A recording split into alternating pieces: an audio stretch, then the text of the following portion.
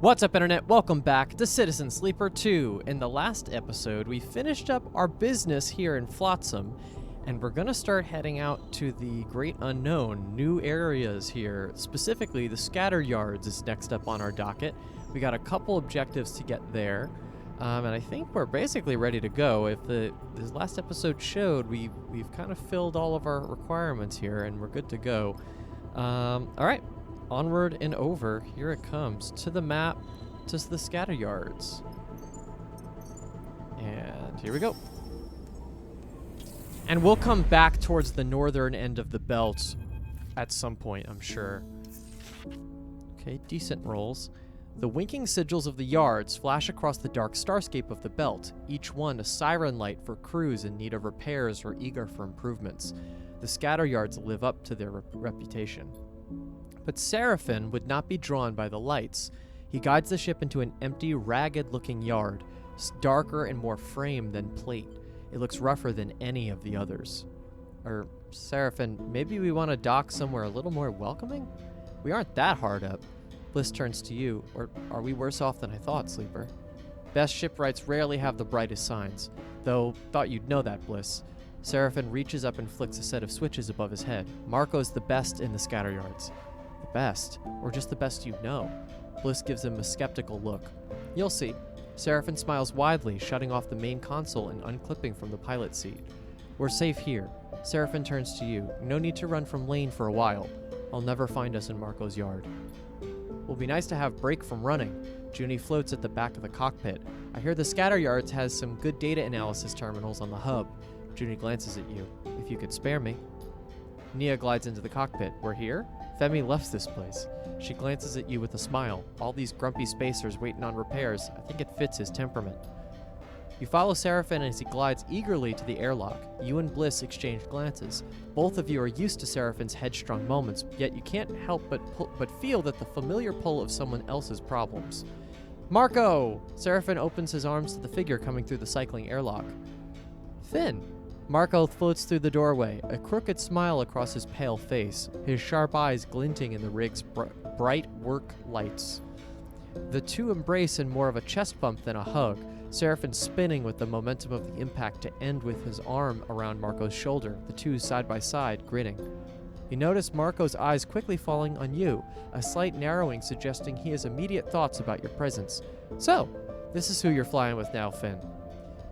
Marco shoots you a wink, his expression shifting to conceal his previous curiosity or concern. Bliss, they introduce themselves curtly. You two used to be on a crew together, I assume. Me and Finn? No. We're just drinking buddies. Marco's response provokes a laugh from Seraphin, some kind of joke you can't quite catch the tone of. Marco turns his attention to you. And Sleeper. He smiles. My condolences. It's a damn crime what those corporations do to you. But at least you're out, huh? Hasn't gotten much easier. Marco shrugs. The belt can be unforgiving. I know that myself. Marco turns back to Seraphin. It's been too long, Finn. Not flying with old Betty anymore? You immediately see the reaction in Seraphin, his entire being tightening without anything more than a shudder to signify it. No, that's long done. Marco shrugs. That's the way of the belt. He shakes Seraphin by the shoulder. Come on, then. Enough floating around in this drafty old thing. Let's get a drink. Marco turns his attention to you. Feel free to make yourself at home in the yard. Hell, take a little fuel. I've got loads of the stuff and it's been quiet for more than a few cycles. Happy to spare some for a friend. Ooh, that's awesome. He steers Seraphin down the docking tunnel, waving a hand to you and calling back. I'll have him home in a cycle or two. His laughter echoes down the tunnel as they leave. Bliss turns to you. I'm gonna go dig around the other yards for some components the rig could do with. They smile. You got things to do? You think a cadet. I wonder if she's found her way here to the Scatter Yards to extract the data on the Hexport drive. The only way to know would be to find her. Seraphin's words echo in your mind, his insistence that the only way to escape Lane is to beat him on his home turf. With Darkside just sunward of the Scatter Yards, this might be the perfect platform from which to attempt such a wild and dangerous plan. Sleeper? Bliss brings you out of your thoughts. I hate it when you do that. Just take care out there, okay? They drift off down the docking tunnel, leaving you in the airlock. It seems the next stop is up to you. Next step is up to you. Small? No, never mind. Okay, it's small. This little guy is small, but not all of them are. Okay. So let's start from the top up here. Junior ship fitter. As a low-level ship fitter, you are expected to do the hardest and most tedious welds to show your worth to Surya. Surya's eye. Surya watches his yard carefully, keeping an eye on all the work that goes on there. He's not easily impressed. Okay, good. So this is work. Transit hub. Shop talk. There's no faster way to get to know ship fitters than to chat about their complex work. It does require a certain knowledge base, though, so I'm good on both of these. A scattered mess of independent shipyards around a central transit hub. The yards are a particularly difficult place for outsiders. We're fluent in that technology. And then what do we got here? Drinking buddies. Seraphin and Marco are off in some scatter yards dive, catching up. You hope Marco returns your pilot in working order. So I'm assuming I can't. Yep. So Seraphin is really our rock for certain locations. It also seems like Lane isn't going to follow us here if we... Oh, and I see we picked up some extra fuel because we would have had a lot less if not for that. Cool. Okay. Yeah, there's a little bit of everything here going on now. Let us... Okay, so I definitely want to... I want to use some positives here to try to make our way here. Right. Okay, that was maybe a neutral outcome on that one. Let's try to do stuff here. Maybe I go use the 6 on the work one. Let's see. Nice. -10 cryo. You lose a bet on which 2 different drive mounts offers the most resistance. From the laughter, you suspect it was rigged.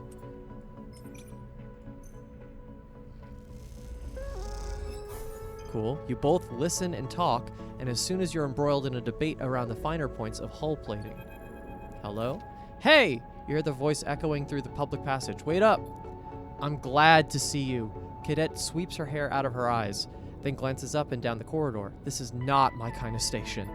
Cadet rolls straight into her complaints. All the yards have their own water and facilities, meaning the hub here is not fit for general use. There's a couple of guest houses, but you would not believe the state of them with all the spacers that stop here for shore leave. She shudders. You don't want to know. Hi, Cadet. Hi, yeah. She blinks at you. Are you even listening? So get this. Cadet locks fingers together and stretches her arms. That girl of mine that I said could crack anything, she's gone. Didn't even leave a note. Ran to Darkside, maybe? Not that I blame her given the state of this place. She looks sideways at the grubby walls. She left her workshop empty, though, so I've slipped in. That's where I've been napping. I've been doing my best all these cycles to crack that drive, but... She sighs. I'm a spindlejack, not a data scraper. Which is why I'm happy to see you. She takes a breath. Telling you I have not spoken to anyone in a long time. Or telling you I've not spoken to anyone in a long time. She runs a hand through her hair. How about that alert that they put on you? Doesn't seem to stretch too far out of the spindle, but I've been careful. She glances around, hence the not talking to anyone in ages bit. Look, I'm in over my head here. Cadet looks away, annoyed at herself.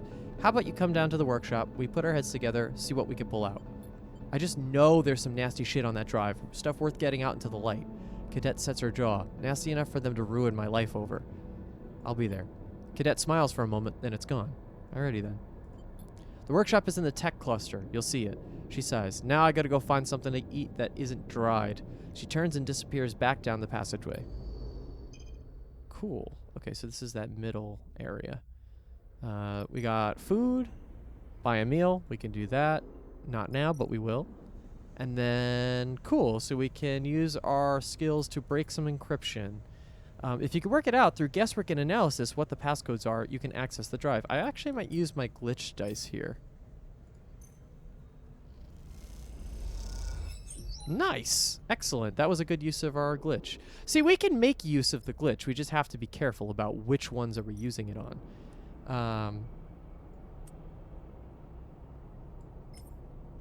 I mean, this is 100% positive, so we might as well try it. Nice. And we made some money out of it. Okay, great. We did a little bit of everything here. Let's keep moving. No need to dilly-dally. End that cycle. And now we have 5 dice. We have our full 5 dice back because we repaired the one. Very good. Okay. And we made some fuel back. That's excellent. Okay, so actually what I want to do now is swap it to I have to be careful about these. I want to make sure I keep an eye on them because I want to make sure I have the best use of those if they do hit. So all of the stuff that we want here is in this section. Let's make this an absolute positive. Nice. New location discovered. And let's make this one go up also. Maybe positive? Come on. Okay, we'll take that. What's in the yard supply? I'm sure, yep, supplies and fuel. Fuel is cheap in the scatter yards thanks to a constant need and constant transit. The propellant stores are a hive of constant activity. So we come back to the scatter yards if we need fuel. I might try to do another glitch here. That might be risky, but... Okay, we lost some energy, but that's okay. Let's try to crack the drive. Nice. Okay, we're almost out of energy here. I don't want to lose that, so let's eat. Wonderful. Okay, that's another day down. I gotta be careful. Let's be careful about Lane. I don't think that I'll be running into a problem with him, but just in case. And then tomorrow we should have a little bit of an update with Seraphim, right? All right. End that cycle.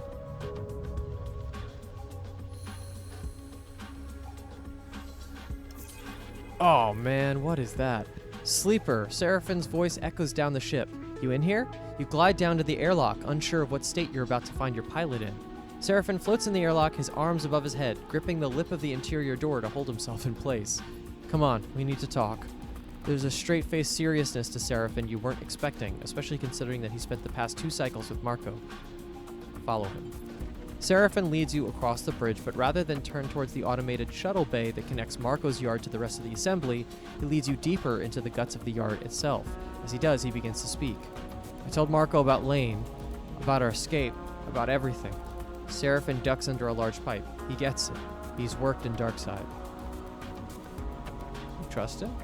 I do. He looks back over his shoulder at you, and I would hope you trust me by now too. He comes to a sealed door and hammers in an entry code. Somewhere, machines start whirring. Remember in Wellspring, after everything what I said? Seraphin turns to face you. That we can't run forever? I mean, he folds his arms. That will always be true, but no. And he meets your eye. That if we want to be free, we need to fight back. The door suddenly squeals as the ancient motors kick in and drag it across a corroded tracks. It reveals a large, half-lit chamber, its furthest parts masked with layers of scaffolding and frames, so it's hard to tell where the room actually ends. At the center is in a pool of warm light. Marco floats beside a terminal screen. Sleeper. He touches his brow in a mock salute as you enter. What happened to being drinking buddies? We got all the drinking done in the first cycle. Marco smiles. The second cycle was all about problem solving. You hear the door you entered through screech shut, and then a sudden silence descends. Sorry to drag you out here, Sleeper, but I really can't be overheard on this one. He sighs. We're close to Darkside here, and Utsubo have ambition, shall we say, in the scatter yards. Finn told me your whole story, and I'm sorry for your troubles. He clasps his hands together. You've done well to evade Lane this far, but you must understand he's also been distracted. Since Hexport went up, Darkside has been in crisis. If the war was the pressure shift that allowed Utsubo to build its strength, Hexport was the breach to blow it wide open. Marco springs his hands apart. Hexport's their justification for imposing total control in the name of protection. Marco glances away into a dark corner of the room, and, if my hunch is right, it's how they'll extend their reach to the scatter yards. Where's this going? Marco laughs and looks at Seraphin. Straight to business, this one. I'm done running, Sleeper. Seraphin cuts in. I hate looking over my shoulder every cycle. I hate the nightmares, the fear. I want to face this head on, for better or for worse. He looks away, scowling. I won't be controlled by Lane, and this is our chance to break that control. Lane is hunting you, Sleeper, which means that he's not in Darkside. Marco raises an eyebrow. This is good for you. There are people in Darkside resisting Utsubo, though I hear it's not going well for them. If you could find them, find out what they need, there's a chance here. Marco pauses, and you get the feeling he's assessing your reaction. Taking action is a choice right now, Sleeper, but soon it won't be. Seraphin glances at Marco. Not if what Marco is telling me is true. Let's do this on our own terms. What do we need to do? Seraphim meets your eye with conviction. Thank you, Sleeper. I know we can do this.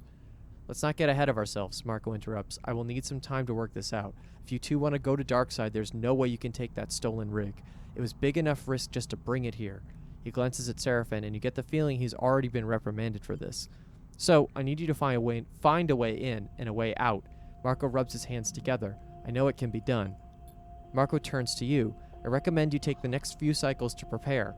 The scatter yards are a good place to both spend and make cryo, depending on your need. And Finn, Marco puts a hand on his friend's shoulder. Try to stay cool. This will be recon only, a chance to see what's happening on Darkside and make your connections. It's not the time for grand gestures. Seraphim nods. Well, thank you, Marco. He glances at you. We'll keep things quiet until you're ready. You and Seraphim leave the hidden bay, the door screeching open to allow you to exit. When it seals once more, Seraphim turns to you. This is our chance to shift things, Sleeper. Keep our heads in the game.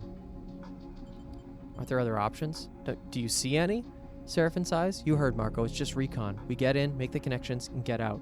Then we can talk options. We should give Marco some time. I've got a few things I want to take care of in the scatter yards, and I want to get a message to Tala. I know she would want to hear from me before... He trails off. Let's make sure we're ready. Keep your head up, Sleeper. I'll see you on the rig. And with that, Seraphim kicks off down the passage on his way to the shuttle dock. You watch him go, unsure if you're impressed or concerned about his headstrong nature. Either way, things are in motion. The only thing you could do now is give yourself the best chance of success. Cool. New location, which is where? Up here? No? Oh, it's here, I think. Marco's plan. So we need 2 more days here in the scatter yards. We want to break this encryption too. Let's try to use these 1s and 2s. Yeah. I mean, it's gonna be rough to try to do this because that's good. We'll take that. I think that was a positive. Yep, okay. Doing well there. The 1s are brutal. I don't feel comfortable doing dangerous tasks. Maybe I can get something out of this. Let's try it. Okay, we lost cryo, but we're good to move on. You've earned respect in the hub and gained a sense of how things run in the scatter yards. And we got a new location. The engine component fabricators in the hub are for shipfitters only, so they ask for a one-time fee to dissuade casual use. Bay usage fee. Engine component fabricators? So that means, oh, because this is how we could get engine components? That's cool, actually. I got one more 1. I almost feel like I should just run it. We might as well use them. Hey, all right. Dark data. The 1s and the 2s, not too bad. You have access. Now to find out what the drive holds that's so important. Cadet catches your eye as you look over at her. What is it? She takes the end of the metal chopstick she had been chewing on out of her mouth. Got something? Cadet had been given up already for the cycle, and while you were cracking the drive's complex encryption on her friend's workstation, she had been floating in the middle of the small workshop, pinging bits of scrap off the shelving on the wall. Now she spins in the air and pushes off from the ceiling, spinning as she glides so she lands perfectly behind you, leaning over the terminal screen. As she does, you hit a key, executing the final decryption process. Slick. She goes to ruffle your hair, but you don't have any. Instead, she just wobbles your head playfully. What do we got? With Cadet hanging over your shoulder, you try to concentrate on the data spooling across the screen. The first thing that catches your eye is the steady repetition of CWEXT, an identifier for Conway Extractions, the behemoth conglomerate currently waging a corporate war with Synetstat and the inner system. Why Conway? What is this data? You stop the scroll looking for details. Hit that thing. Cadet pokes the screen, making it wobble. You dutifully click. A comment expands in the code, a note left by someone, and mentions tests and protocols, discusses reverse engineering and carrier signals. You close it and find another, drone latency, another, security bypass, one more, kill switch. It takes a long time, you and Cadet squinting into the blue screen to build up a picture of what you're looking at. When you're done, both of you sit back, your eyes sore, and your minds clogged with technical terminology. Shit. Cadet shakes her head. They were dissecting it live. She's referring to the Conway drone Mind. Conway drone mined this stream of data was scraped from. Huge volumes of internal data of control systems, protocols, and passphrases. The kind of data you imagine was closely guarded by Conway, kept secret to allow the smooth operation of its drones. This thing, it's some kind of general or manager, right? Giving orders out to all the little drones that work for it? Cadet squints. I always thought Conway controlled its drones remotely with people, those zero latency point interfaces you hear about. From what you know, Cadet is right. Conway is known for their novel solution to the scale and logistical problems of the surrogate systems. Extraction and security drone ships piloted from light years away with proprietary comms interfaces. A drone mined, what this code is scraped from, should be a kind of distributor, a relay for the local drones that links to the closely guarded transmitter and receiver. But this data suggests otherwise. It suggests an active cognitive process, far more complex than any protocol you've ever heard of. A thinking machine. Look, Cadet jabs at the screen again. Is that? You see a line in the data stream that reads simply, stop, get out, stop, get out, stop, get out, stop, get out. How did they do this? Cadet leans back. Everyone knows captured Conway drones purge themselves and everything else is in the couple of square clicks around them when this is captured. You rip the control out of one, sure, you can disassemble it, but its system will be gone. This one was still running when they took it apart. It should have gone up like a tactical nuke the moment they started. She stops suddenly, the fate of Hexport jumping into her mind. Is that what happened? How did they get all this, get it out on a drive? Silence fills the workshop. You look back to the screen, unsure of the answers to Cadet's questions. You feel a deep chill, one that you know has nothing to do with the temperature of the workshop. Who the hell was doing this? Cadet scans the code once more. Work out who? Aha! You back over the data, nothing. But the absence of a trail tells you almost as much as an obvious one would. The data is scrubbed clean, not a mention of who was scraping it. That means a professional with access to tools and protocols way beyond what you'd usually see in the Starward belt. An outsider then. Which outsider would benefit most from knowing the protocols of Conway drones? Who would risk an entire belt station to find them? It's the simplest answer. Occam's razor. Sinetstad did this. You say it out loud, and it sounds right. Yeah, that'd be my first guess too. Cadet yawns, but it's still just a guess.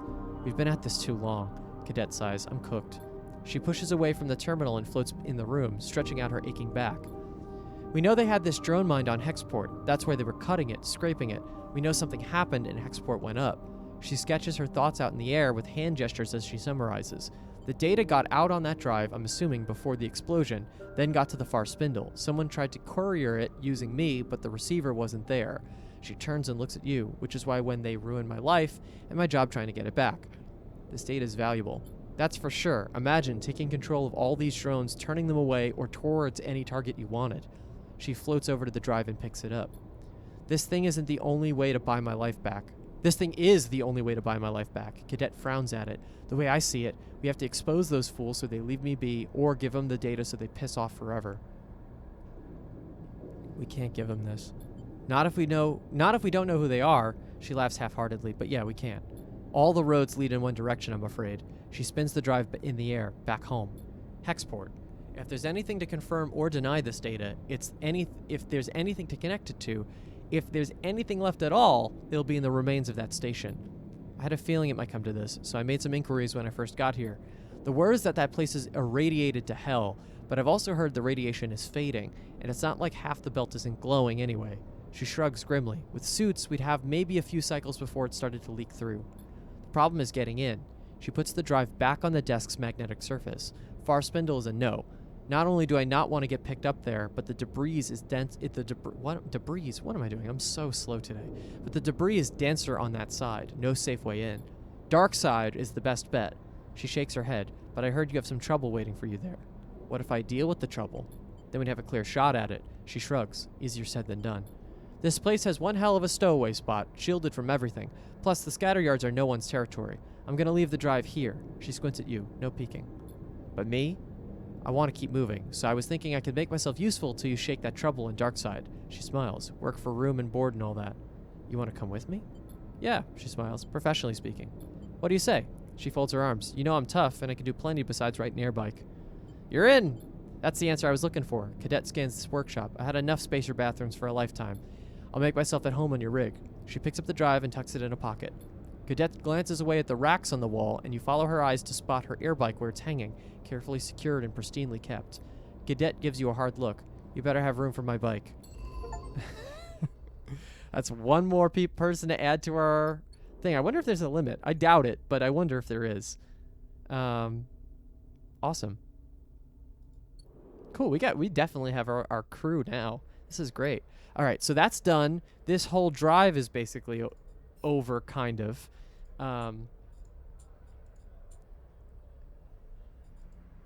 Yeah, so we just have to get to Dark Side once we figure out what to do on the scatter yards just in general.